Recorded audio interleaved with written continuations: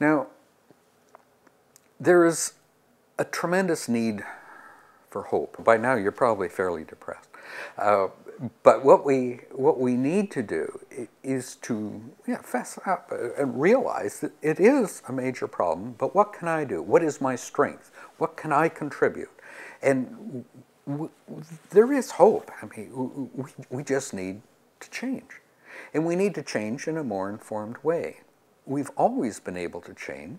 We have done it in the past, but we need to get on with it, and we need to get on with it. The sooner we do it, the more resources will be left on the planet for us to do it, and the more people will be able to benefit from it. We're going to change. We will, but let's do it with as least suffering as possible, because either we will change because we want to, or the change will be imposed upon us. Now, one of the great things about hope is this.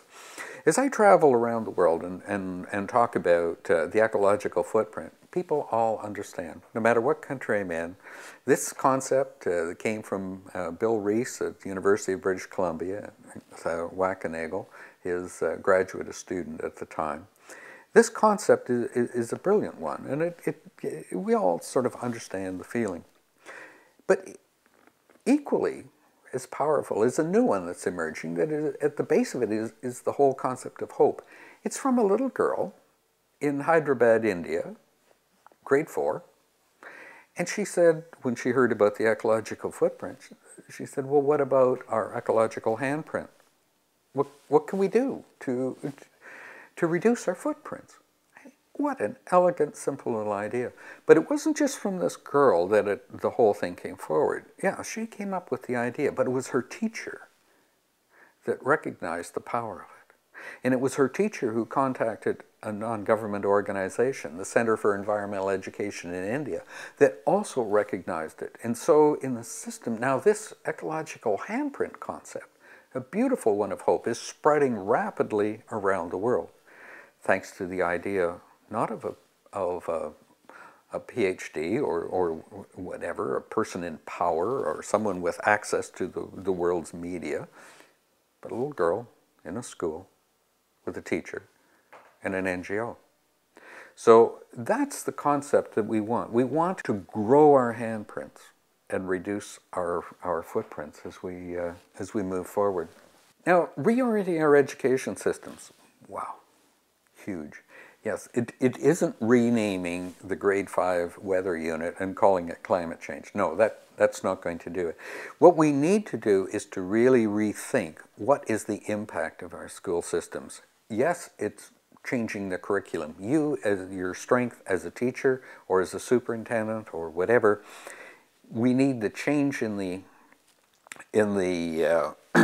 curriculum, but we also need to change in the buildings. We need change in what gets taught.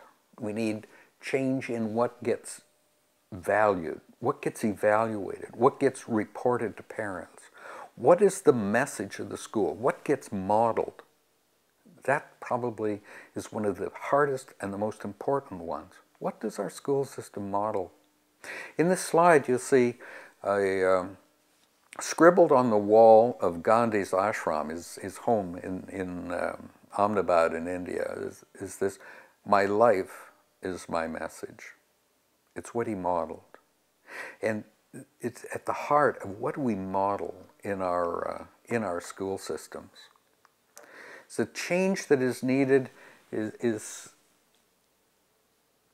so profound, but we can't be held back by it. We need to think about it. We need to revisit those questions. What is the purpose of education? What should our students know, be able to do, and value? These discussions are almost never had. When I talk to teachers, if you're a teacher in grade 2, I say, what is your goal? What is the purpose? And of course, for most of us, well, it's to get them ready for grade 3. If I'm teaching geography in the secondary school, well, I want to make them geographers. There's something larger that we need to be thinking about. We need to really think about what other groups do we need to be talking about. Around the world right now, the wisdom of indigenous people is being sought. For years, they were almost scorned or put down, primitive, etc. Now, the respect is growing, fortunately. If we look at this particular slide, this is from Saskatchewan, and this is sort of the underpinnings of what is at the heart of the education of First Nations and Métis. This is drawing tremendous influence. UNESCO in Paris, there's a new division created. It's been around for a while, but it's being expanded, and the new respect of trying to find out what can we learn from the traditional wisdoms as we reorient our programs from development to sustainable development. So this strength point, please come back and think, what is your particular strength and what can you do? Now there's some early ESD interventions that can go on. You already have an awful lot going on in your school. There's programs on, social programs on anti-racism and environmental programs that are going on eco-schools, seeds, green school models, etc. And maybe one of the things we need to reinvent is a bit around economics, ecological economics. We already have green economics, but we need to really consider if we can take a simple approach and really just find cheaper ways of doing things by reducing waste and in the way of energy and so on. If that just ends up in making products cheaper, so it increases the speed of production. This is kind of a false model. We need to really rethink this in the way of ecological economics as well. What is the value of that weather system that lifts water and puts it up on the top of the mountains for free for us? Complicated, but at any rate, we have a number of these interventions that are already going on. How can we build on these? How can we put them into a more comprehensive delivery system? Now, the third thing is, again, into more profound. This is really looking at our teaching styles and our learning perspectives. We have this original concept in schooling that it was sort of a telling and a teaching mode where there was a body of knowledge that we needed to deliver. It was much more learning as an acquisition of a certain body of knowledge. Now, I'm not saying let's move away from that. I'm saying let's build on that. Yeah, there are some things that we need. I'm not saying throw that out. But we need to look at the participation of students themselves and move into, if we call that first one the traditional, this is traditional plus. And this is trying to engage students in deeper reflection and participation, becoming much more involved.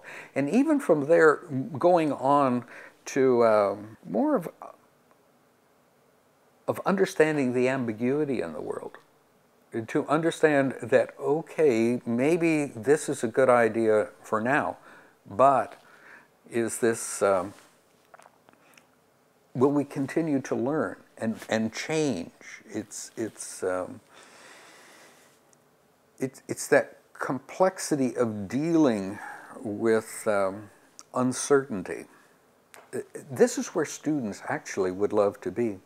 Just thinking about how our Earth is heating up and how humans are affecting the Earth right now and climate change and something's going on. It's not just, we can't just ignore it. Things are gonna change and the world's gonna heat up, and it's not anything that we can fix it. And just knowing that this school can help save our Earth, and just that feeling, knowing that you helped, you can save just a little bit of the Earth. It feels really good. This next chart is really interesting. On the one side, on the axis, is is wickedness. Now, wickedness is a British science term that is used to try and address those things that we don't really understand. They could be huge or they could be very little. Climate change is a great example of it. Right now, the H1N1 is an example. It could be huge, it could be nothing. It could come rolling back and bite us. It may not.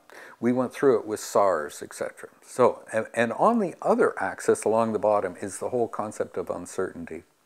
Now, where schools like to be is down in the bottom of both low uncertainty, low wickedness. Right? That's where we feel comfortable. We can mark that. We have answers. That's true, false. That's multiple choice. You know, that's where we are. Where students like to be is even beyond that, though, into the traditional plus and into that third stage of, well, no one really knows, you know, in the visioning, and having to make their own decisions, but they have to be able to, in our school systems, to be able to rationalize why their decisions are such. And the preparation of teachers to be able to deal with that, the ability of school systems to be able to talk about controversial issues and to discuss this and to listen and to encourage that creativity